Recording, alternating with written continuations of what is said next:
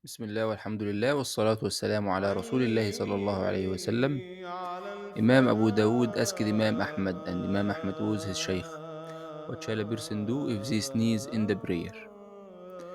Imam Ahmad answered him, "He shall praise Allah, saying Alhamdulillah, but not aloud."